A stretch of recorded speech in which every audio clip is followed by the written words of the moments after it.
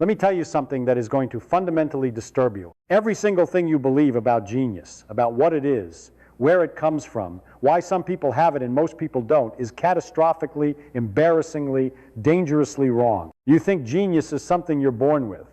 You think it's this mysterious gift that arrives in certain skulls and skips others. You think Einstein had it, Mozart had it, and you sitting there watching this don't. Wrong. Wrong. Completely, utterly, magnificently wrong. Here's what nobody, not your teachers, not your parents, not your university professors ever told you. Genius is not a noun. It's not a thing you possess. It's a verb. It's something you do. It's a specific, learnable, repeatable pattern of thinking that produces extraordinary results in ordinary brains. I know this because I spent my entire life reverse engineering it. I pulled genius apart like a broken radio, piece by piece, circuit by circuit, until I understood exactly how it worked. And what I found shocked me, because the thinking patterns that produce breakthrough ideas, revolutionary discoveries, and world-changing insights are not mysterious. They're mechanical, they're learnable, and they're available to you right now, today. Buckle up. I want to start with a number, 160. That was supposedly my IQ score when I was tested as a child. 160, which sounds enormously impressive until you learn that my close colleague and friend, the physicist Hans Bethe, a man whose mathematical abilities made me feel genuinely humble on a regular basis, scored somewhere around 150 on the same type of test. And yet, I won a Nobel Prize. Hans Bethe also won a Nobel Prize. We were both, by any reasonable measure, extraordinarily productive physicists who made genuine contributions to human understanding. Now here's what's interesting. I also know people I've met, people I've worked with, people who've sat in my classes, who scored higher than 160 on IQ tests and produced almost nothing of scientific value, nothing original, nothing that pushed the boundaries of human knowledge. So what's going on? If genius is about raw intelligence, about the number your brain spits out on a standardized test, why does the correlation between that number and actual breakthrough thinking turn out to be so disappointingly weak? Because genius has almost nothing to do with IQ and everything to do with how you think. The myth that is actively hurting you, let me tell you why this myth. The myth that genius is innate, fixed, inherited, and distributed randomly among the population is not just wrong, but actively harmful. When you believe genius is something you either have or don't, it creates what psychologists call a fixed mindset, a belief that your cognitive abilities are static, that effort can't substantially change them, that when you encounter something difficult, the difficulty itself is evidence of your fundamental limitation rather than a perfectly normal part of the learning process. And here's the insidious thing about this mindset. It protects itself. If you try hard at something and still fail, a fixed mindset interprets this as definitive proof that you lack the natural ability. So the rational response from inside the fixed mindset is to not try too hard. Because if you don't try, you can always tell yourself, I could have done it if I'd tried. But if you try your absolute hardest and still fail, there's nowhere left to hide. So people with fixed mindsets systematically avoid challenges. They avoid situations where they might look stupid. They avoid learning new skills because the beginner phase, where you inevitably look incompetent, is too threatening to their sense of identity. And the result? They never push the boundaries of their thinking. They never develop the cognitive habits that produce breakthrough ideas. And they go through their entire lives believing that the geniuses, the Einsteins, the Feynmans, the Mozarts, were simply born different. They weren't. They thought differently. And thinking differently is a skill. The real story of genius development, let me give you some actual history, because I think the mythology around great thinkers is one of the most damaging intellectual frauds ever perpetrated. Take Einstein. The popular story is that Albert Einstein was a prodigy, a magical brain that arrived on Earth preloaded with the capacity for relativity. The reality? Einstein failed his entrance exam to ETH Zurich on the first attempt. He spent years working as a patent clerk, not a research position, not an academic post, a patent clerk while developing the ideas that would become special relativity. And special relativity itself was not a sudden divine revelation.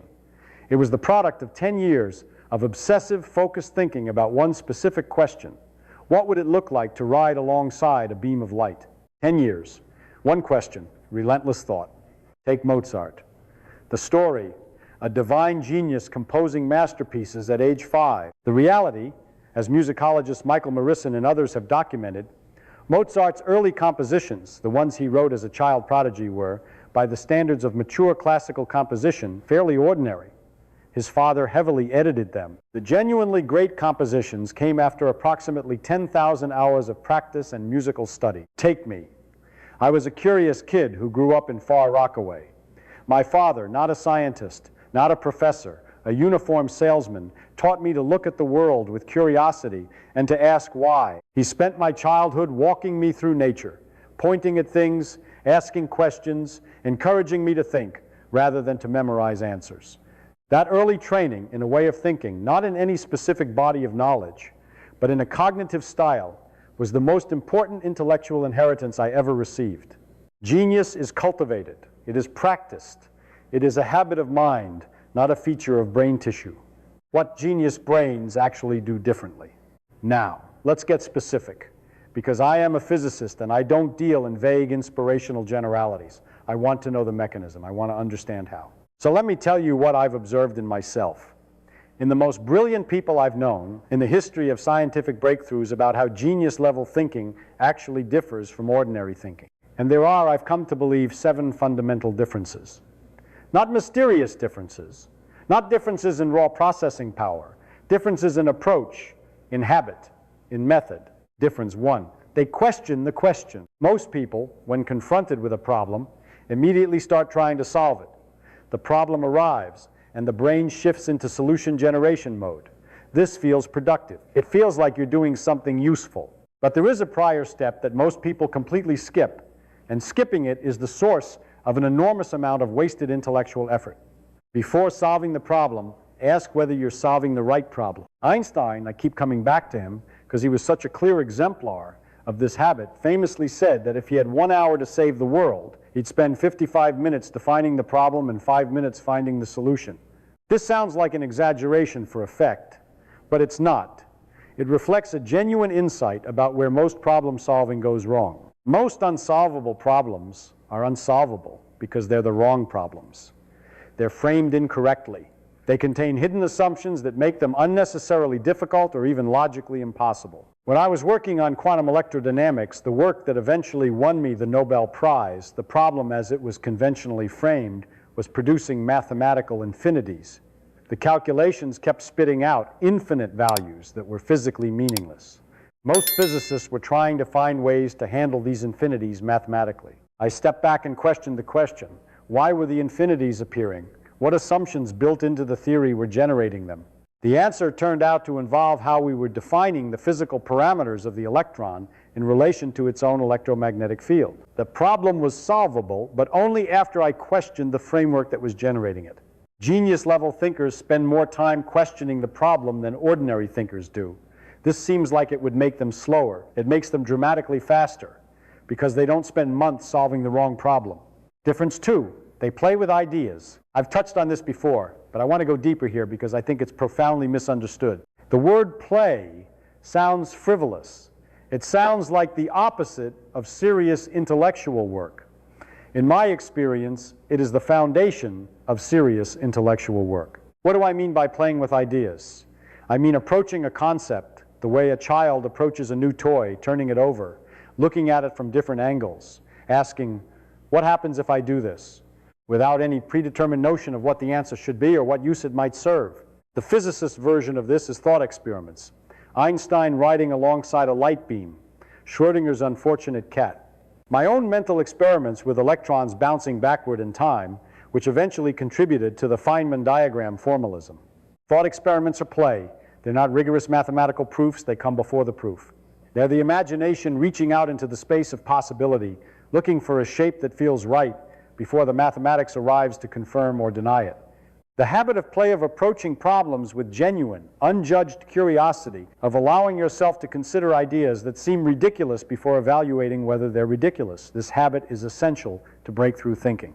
And it is systematically trained out of people by the time they finish school. Because school rewards correct answers delivered on schedule. It penalizes the exploration of potentially wrong ideas. It has no grade for interesting wrong answer that points in a productive direction. And so people learn to stay safely within the bounds of the already known, and they stop playing and they stop discovering. Difference 3. They embrace confusion as a signal. This one is perhaps the most counterintuitive. When ordinary thinkers encounter confusion when they hit a concept they don't understand, a result that doesn't make sense, an argument they can't follow, the typical response is discomfort. Anxiety, a desire to resolve the discomfort as quickly as possible, either by working through it or by moving on and hoping it doesn't matter. The genius-level thinkers I've known treat confusion differently. They treat it as information, valuable, specific, actionable information. When I was confused by something, my standard response was not, I must not be smart enough for this. It was closer to, interesting. Why am I confused? What assumption am I making that's wrong? What does this confusion tell me about the structure of the problem? Confusion is the feeling you get when your current mental model fails to accommodate new information. It's the sensation of your model cracking, and the crack is exactly where the interesting stuff is. The most productive episodes of confusion in my career were the ones that led me to discard an assumption I'd been carrying without realizing it.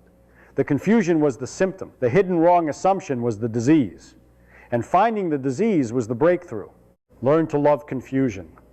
Don't run from it. Sit in it. Ask what it's telling you. Difference 4. They think in structures, not facts.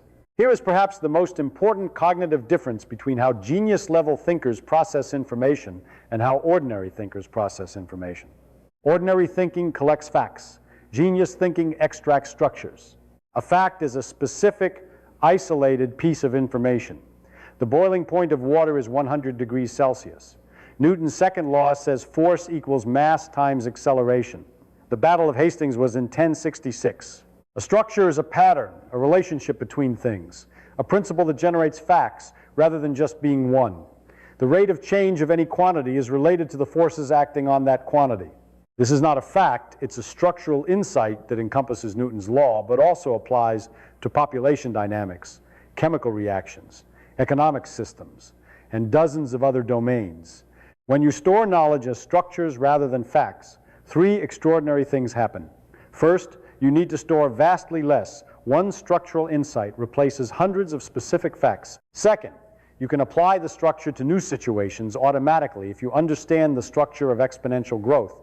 You can immediately recognize it, whether it's appearing in bacterial populations, compound interest, or nuclear chain reactions. Third, you can generate new knowledge because structures reveal their own implications, leading you to predictions and connections that no one has explicitly told you. This is first principles thinking. In the summer of 1945, I was at Los Alamos working on the Manhattan Project. And I want to tell you about something that happened there, not about the bomb, but about a conversation that changed how I thought about thinking. Hans Bethe, one of the most formidably intelligent people I have ever encountered, was working through a complex calculation. I watched him approach it.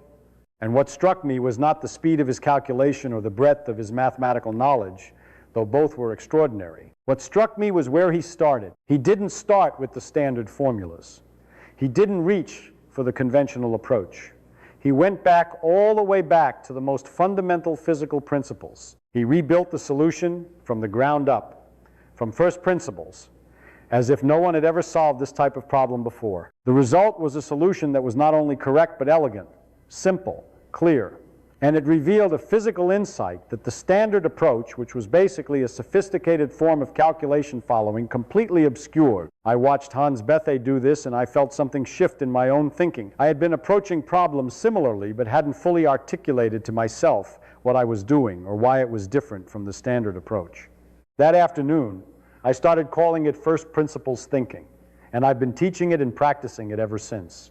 What first principles actually means. Let me define this precisely, because it's one of those terms that people use without really understanding what it means or how it works. A first principle is a foundational assumption that cannot be derived from anything more basic. It's bedrock. It's where the chain of "but why" finally stops, not because we've given up asking, but because we've reached something that is simply, fundamentally, empirically true. In physics, our first principles are things like energy is conserved. Entropy in a closed system never decreases. The speed of light is constant in all inertial reference frames. These are not derived from anything more fundamental. They are the foundation on which everything else is built. First principles thinking means When you approach a problem, you don't start with the conventional solution or the established method. You start by identifying the true first principles that are relevant to the problem. Then you reason forward from those principles, building upward, step by step, toward a solution. The alternative, the way most people think, is what I call analogy thinking. You encounter a new problem and you ask, what does this look like? What similar problem have I seen before? What did we do in that situation? Analogy thinking is fast. It's efficient for routine problems, and it is catastrophically limiting when it comes to genuinely novel challenges. Here's why. Analogies inherit the assumptions of the original situation. When you say this problem is like that problem, you are implicitly importing every assumption embedded in the original problem solution, including assumptions that might not apply to your new situation and might, in fact, make it impossible to solve. First principles thinking strips all of that away. It says, forget what it looks like. Forget what we did before. What do we know is true? What does that tell us? How to do first principles, thinking the complete method. Let me give you the actual, practical, step-by-step method. Not the vague question your assumptions advice you'll find in every business book. The real thing. Step 1, state the problem completely. Write down the problem you're trying to solve. Be specific. Be concrete. Vague problems generate vague thinking. Step 2, identify your current assumption. Ask, what am I assuming to be true about this problem? List every assumption, including the ones that seem so obvious they barely count as assumptions. These obvious ones are often the most important. I'm assuming this must be done using existing technology. I'm assuming the cost must be below X. I'm assuming the solution must look like existing solution. I'm assuming the timeline is fixed. Write them all down. Step 3, challenge each assumption. For each assumption, ask, is this actually true? Can I verify it? Or is it something I've inherited from convention? This is the crucial step. Many assumptions will survive scrutiny. They'll turn out to be genuine constraints that you must work within. But some often, the most important ones, will turn out to be conventions rather than physical or logical necessities. Things we do because we've always done them that way, not because they're required. Step 4, identify the true first principles. What is actually demonstrably, non-negotiably true in this domain? These are your building blocks. In physics, these are physical laws. In business, these might be fundamental truths about human psychology, supply and demand, or thermodynamics if you're in manufacturing. In personal problem solving, they might be truths about your own values, your actual resources, your genuine constraints. Step 5, reason forward from first principles. Now build upward. Given only what you know to be true, your first principles, what conclusions follow? What solutions become possible that the assumption-laden conventional approach couldn't see? This step requires real intellectual honesty. You have to be willing to follow the reasoning wherever it goes, even if it leads somewhere inconvenient or strange or contrary to conventional wisdom, especially if it leads somewhere contrary to conventional wisdom, because that's where the interesting stuff tends to be. First principles, in practice, the Feynman examples. Let me give you concrete examples of how this worked in my own career. Example 1, quantum electrodynamics. When I was working on QED, quantum electrodynamics, the field was stuck. The calculations were producing infinities, mathematically nonsensical results. And the conventional approach was to find mathematical tricks to handle the infinities. I went back to first principles. What do we actually know? We know electrons have charge and mass. We know they interact with the electromagnetic field. We know quantum mechanics governs their behavior. What does following these principles directly, without the assumptions embedded in the conventional formalism, tell us? The answer was that the way we were defining the bare electron, the electron separate from its electromagnetic field, was the source of the trouble. Electrons always interact with their own field. You can never separate them. Once I accepted that as a first principle and rebuilt the calculations around it, the infinities became manageable through a process we now call renormalization. Example 2, the Challenger disaster. In 1986, the Space Shuttle Challenger exploded shortly after launch. I was asked to join the investigation commission, and I noticed something troubling about the way the investigation was proceeding. People were using organizational language, bureaucratic frameworks, assumption-laden models. I went back to first principles. What do we know? The O-rings failed. O-rings are rubber. Rubber becomes less flexible at low temperatures. The launch happened on an unusually cold day, I demonstrated this in front of the entire commission with a glass of ice water and a small piece of O-ring material. Dropped the rubber in the ice water, showed how it lost flexibility. A child could have understood the conclusion, and yet the engineers and managers and NASA officials had completely failed to act on it because they were thinking in organizational frameworks rather than physical first principles. First principles thinking cuts through complexity like a blade. It reduces every problem to its irreducible physical and logical core. The art of asking impossibly good questions. Now, there is a skill that is even more fundamental than first principles thinking. A skill that makes first principles thinking possible. A skill that I believe is the single most important cognitive capability a human being can develop. It is the ability to ask genuinely good questions. Not questions that sound smart. Not questions that demonstrate your existing knowledge. Questions that are precisely targeted at the boundary between what you know and what you don't. Questions that, when answered, genuinely advance understanding rather than just filling in a detail. Let me tell you about the most important question I ever asked. It was not a complicated question. It was not a question that required years of specialized training to formulate. A child could have asked it. What does it actually mean for two events to happen simultaneously? That's it. That was the question, Einstein's question. The one that unlocked special relativity. The one that changed our understanding of space and time more profoundly than anything since Newton. It looks obvious. It looks almost too simple. Surely we all know what simultaneous means, but do we? Really? If two events happen in different places, say lightning strikes at both ends of a moving train at what feels like the same moment, are they actually simultaneous? Is there a fact of the matter, or does the answer depend on who's observing? Einstein asked this question seriously, more seriously than anyone had before. He followed it to its logical conclusions without flinching, and the result was special relativity, one well-aimed question. Millions of lives of intellectual work in the implications. What makes a question impossibly good? A good question has 4 properties, and if you train yourself to evaluate your questions against these 4 properties, your thinking will improve more rapidly than through almost any other practice. Property 1, it challenges a hidden assumption. The best questions expose an assumption that everyone has been making without realizing it. But why do we assume? Questions are extraordinarily generative.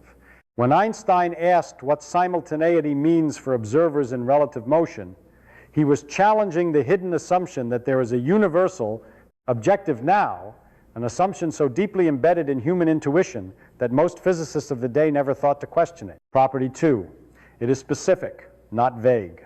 Why does physics work is not a good question. It's too vague to be actionable.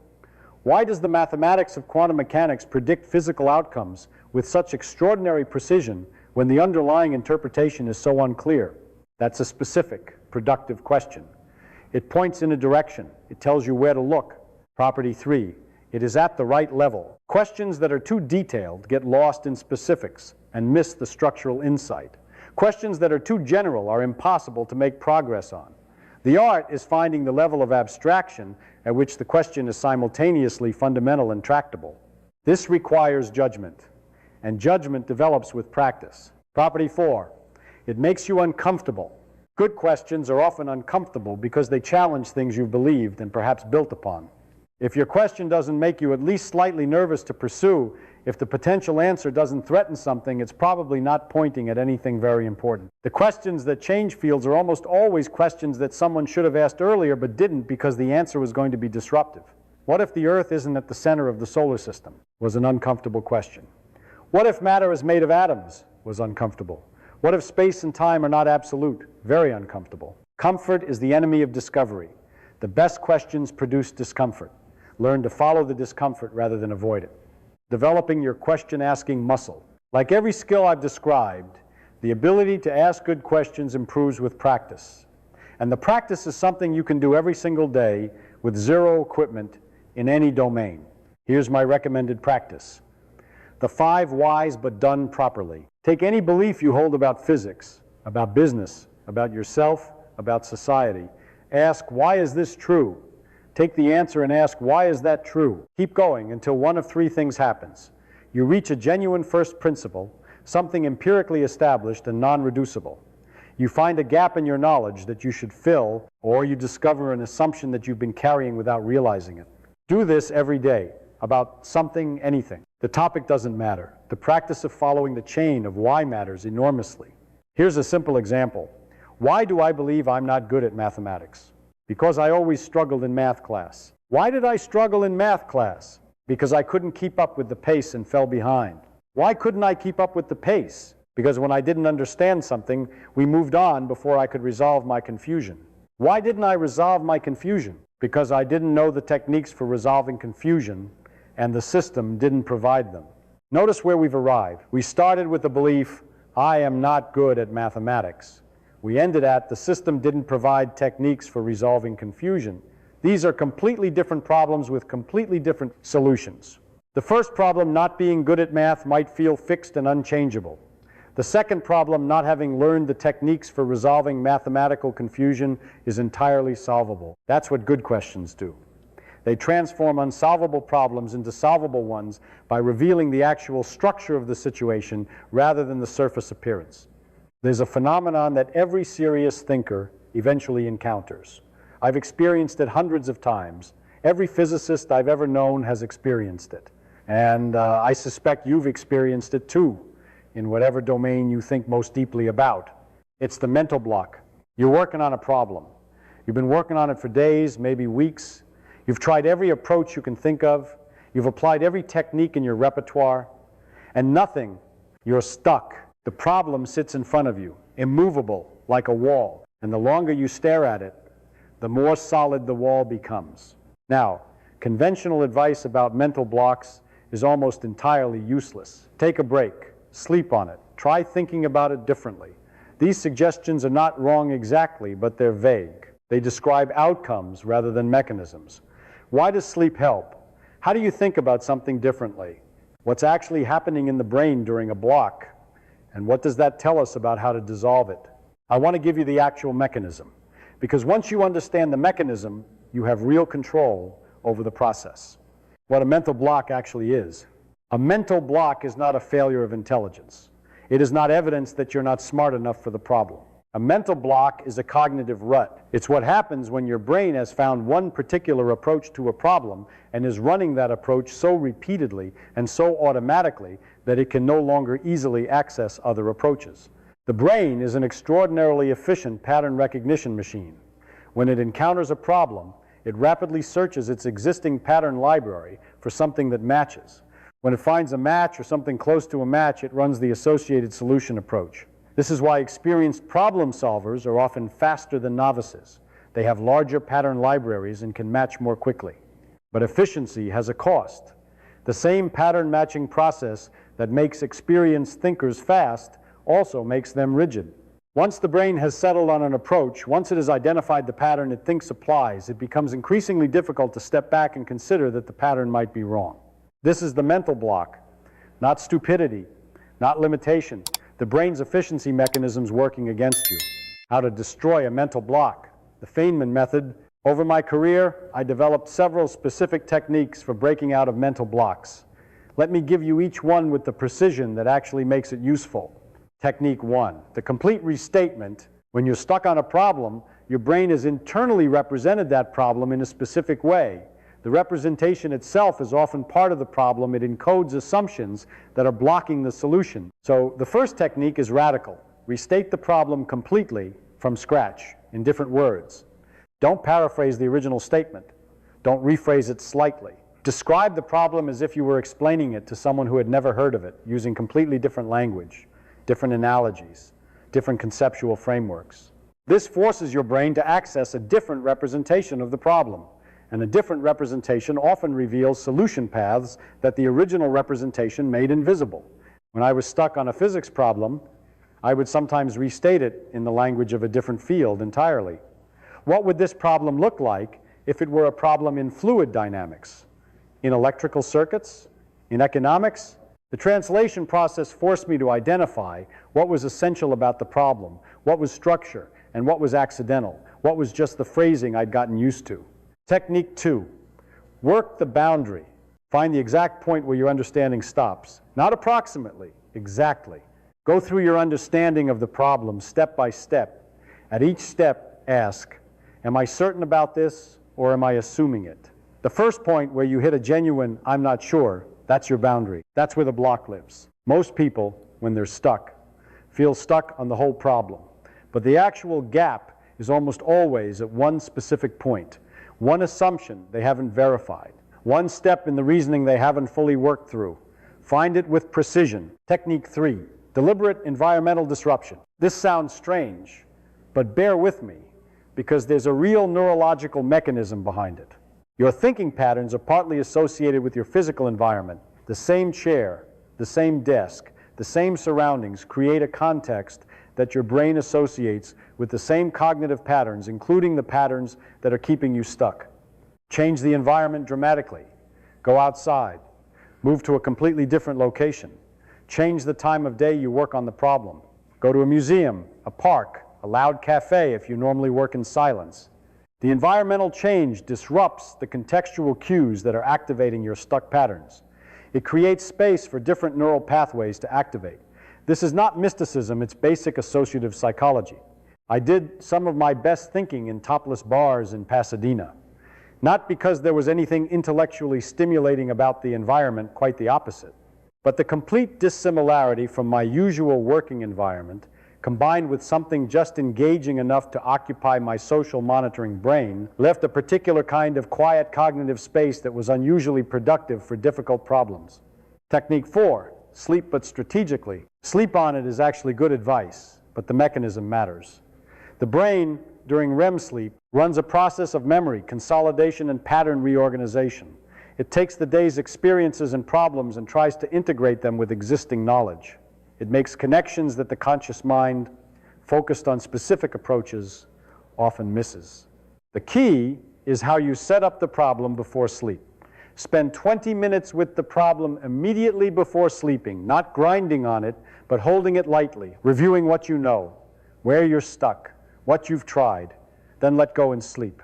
The subconscious processing that happens during sleep is often dramatically more creative than conscious focused thinking, precisely because it's not constrained by the particular approach you've gotten locked into. I cannot tell you how many times I woke up with a solution that had completely eluded me the day before. Not because I'm particularly gifted, but because the sleeping brain is genuinely doing useful work, and giving it a well-defined problem to work on dramatically improves the results. The connection engine, thinking across boundaries. Here's something I've observed about the most creative thinkers I've known across every field. They are voracious cross-domain readers.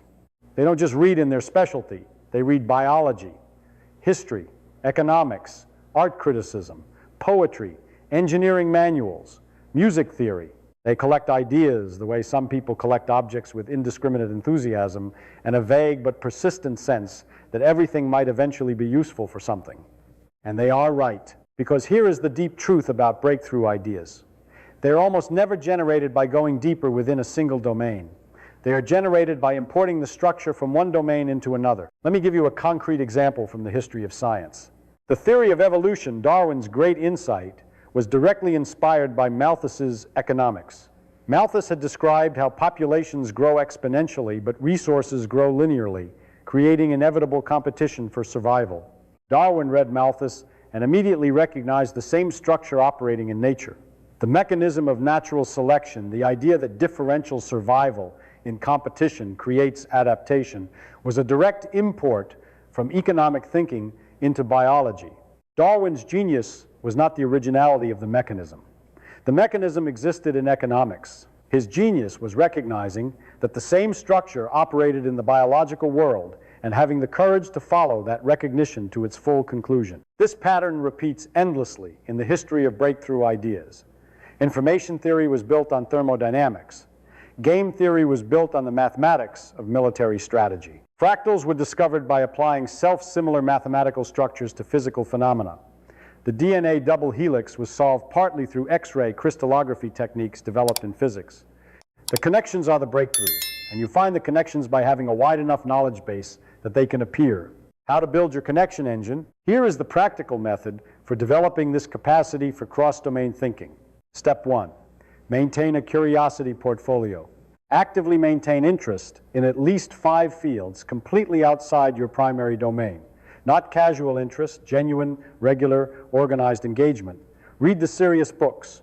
Follow the active debates. Understand the fundamental principles and the open questions. My personal portfolio over my career included biology, art, music, history of science, philosophy of mind, economics, and several branches of mathematics far from my primary research area. These weren't hobbies, they were systematic investments in connection-making potential. Step 2, actively look for structural similarities.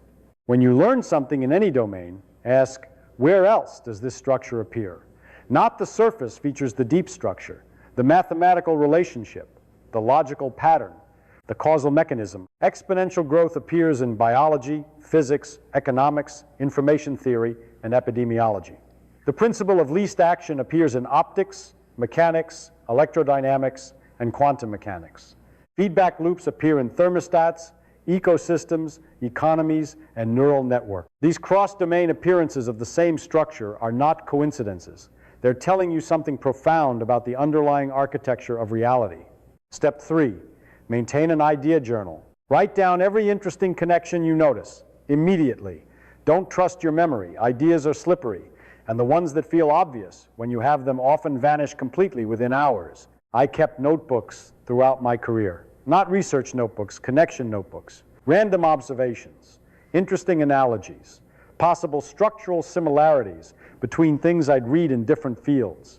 Most of them never amounted to anything directly, but the practice of noticing and recording kept the connection-making machinery active. And occasionally, looking back through old entries, I'd find a connection that had become newly relevant because of something I'd learned since. Feynman's personal thinking rituals. Now let me be personal. Let me tell you specifically what I actually did, the daily practices, the habits, the rituals that I developed over decades to keep my thinking as sharp, as flexible, and as creative as possible, because I think the specific details matter. General advice is cheap. Specifics are hard-won and valuable. Ritual 1, the daily problem. Every single day without exception, I held at least one genuinely difficult, genuinely interesting problem in active attention. Not a problem I was expected to solve by deadline. A problem I had chosen because it interested me. Sometimes it was directly related to my research. Sometimes it was completely orthogonal to anything I was working on professionally. The daily problem served multiple purposes. It kept my problem-solving machinery in active use. It gave my subconscious something productive to work on during idle moments. And it meant that I was always in the habit of thinking, really thinking, not just processing. Ritual 2, the question walk. I walked every day, long walks, usually in the late afternoon. And during these walks, I held a question, not working on it in the grinding, effortful sense, just holding it, turning it over, letting my mind roam around it without forcing. The walking served a genuine neurological function. Bilateral movement, the alternating left-right motion of walking, appears to facilitate a kind of free associative thinking that is more creative and less constrained than desk-bound focused work. Many great thinkers throughout history were obsessive walkers. Darwin had his thinking path. Nietzsche composed his best work walking.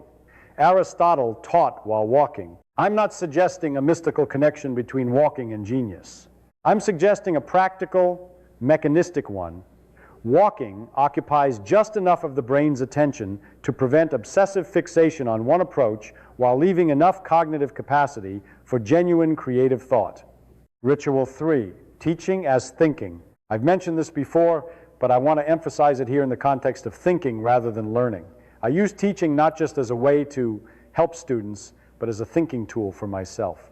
When I prepared a lecture, I was forced to take my own half-formed understanding and give it a shape clear enough to transmit to another mind. This process invariably revealed gaps and confusions that private thinking had allowed me to gloss over. The requirement of clarity for others generated clarity in myself. If you don't have students to teach, write. Explaining and writing forces the same clarity. There's a famous observation that you don't really understand something until you can write it clearly. It's not quite right. Clear writing is a consequence of understanding, not the cause, but the process of trying to write clearly is one of the most reliable methods for discovering where understanding is still fuzzy. Ritual 4, the difficulty index. This is something I developed informally and never named until now. At the end of each day, I'd ask myself, how difficult was the thinking I did today? Not how much thinking. How difficult? Was I genuinely pushing the edge of my understanding? Was I working on problems where I didn't know the answer? Was I confused and working through the confusion? Or was I operating comfortably within established understanding, doing competent professional work that wasn't really stretching anything? The distinction matters enormously. There is a principle in cognitive science called desirable difficulty, the idea that learning and thinking happen most effectively at the edge of current ability. Too easy, and no growth occurs. Too difficult, and you're overwhelmed. But right at the boundary, just beyond comfortable competence, that's where the brain does its most productive growing. I tried to ensure that every day contained at least some time at the boundary.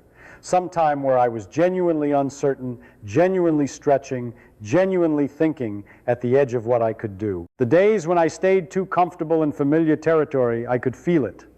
The thinking felt smooth, effortless, pleasant.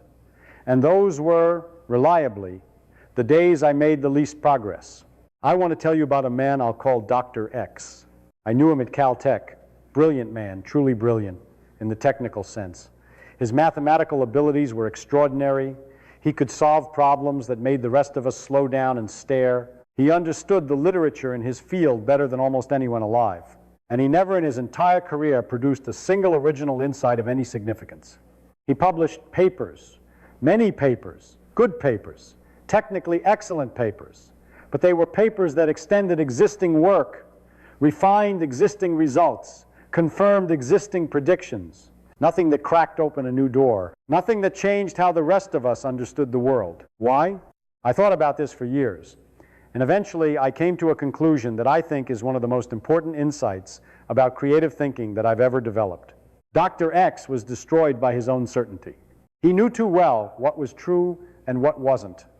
He had so thoroughly absorbed the established framework of his field that he genuinely could not imagine a world in which those frameworks were wrong.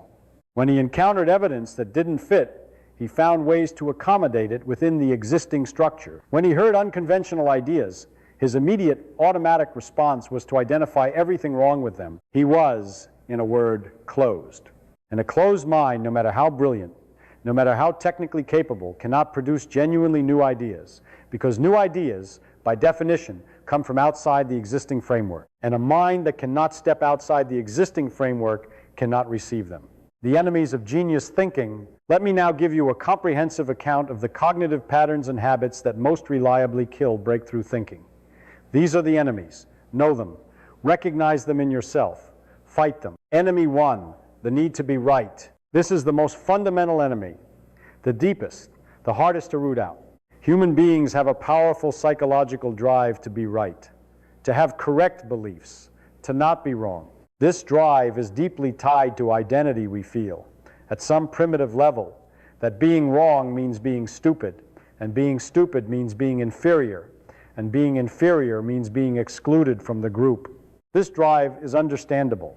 It may even have been adaptive at some point in our evolutionary history, but for serious thinking, it is catastrophic. Here's why. If you need to be right, you will unconsciously filter and distort information to confirm your existing beliefs. You will dismiss evidence that contradicts your position. You will seek out people and sources that agree with you and avoid those that don't. You will feel uncomfortable when challenged and mistake that discomfort for evidence that the challenger is wrong rather than evidence that you should think harder. In short, the need to be right makes it impossible to discover that you're wrong. And discovering that you're wrong about something important, about something you've built upon, about a deeply held assumption is precisely the mechanism by which understanding advances. I have been wrong many times in my career. I have published ideas that turned out to be incorrect. I have held positions that I later had to abandon.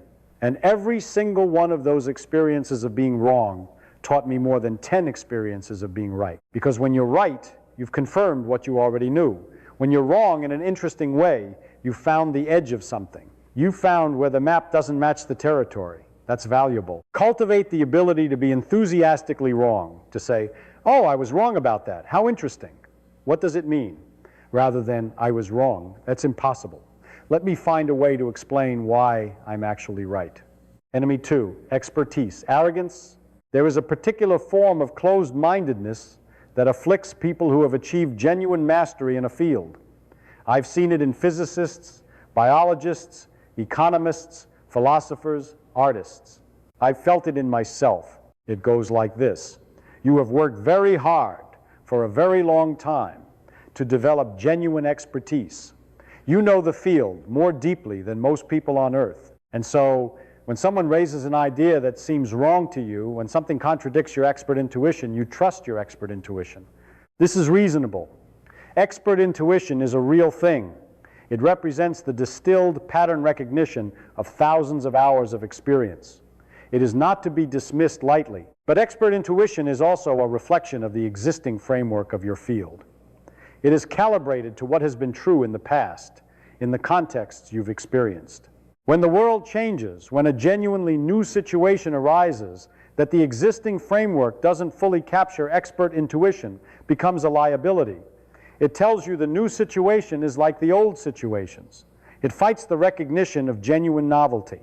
The physics establishment of the early 20th century was full of brilliant, deeply expert people who were confident that classical physics was essentially complete, that there were perhaps a few minor issues to tidy up, but the fundamental picture was right. Einstein, who was not yet an insider, not yet an established authority, asked the uncomfortable questions. The insiders couldn't ask them because their very expertise, their deep immersion in the existing framework, made it nearly impossible to see the framework as a framework. Stay curious in your own domain. Never let expertise become arrogance. The moment you feel certain that you know how a field works, that's the most dangerous moment, because certainty is the beginning of blindness. Enemy 3, social conformity in thinking. Humans are social creatures. We evolved in small groups where social conformity was often literally a survival advantage. Being different, being wrong in the group's eyes, being excluded, these were potentially fatal in our ancestral environment. And these ancient social instincts are alive and operating in modern intellectual environments. The pressure to think like your colleagues, to agree with the consensus, to not say things that will make people in your field look at you strangely. This pressure is enormous and largely invisible because we experience it as intuition rather than social pressure. We don't feel I'm suppressing this idea because I'm afraid of social rejection. We feel this idea is probably wrong. The social conformity is doing its work underground. I was fortunate in a strange way in that I was always somewhat socially unusual. I liked bongo drumming. I hung out in bars. I had hobbies that physicists weren't supposed to have. I talked to people I wasn't supposed to talk, to artists, criminals, safecrackers, showgirls. And all of this social nonconformity, I believe, contributed to my intellectual nonconformity. I never fully absorbed the belief that physics should be done in only the standard ways, because I'd seen too many other ways of doing things to believe any single way was the only way. You don't need to be socially eccentric to think independently, but you do need to build a relationship with your own ideas that is separate from your relationship with other people's approval of your ideas. You need to be able to hold an idea, examine it on its own merits, and decide what you think about it before checking what the consensus thinks. Enemy 4, premature closure. The brain is a completion machine.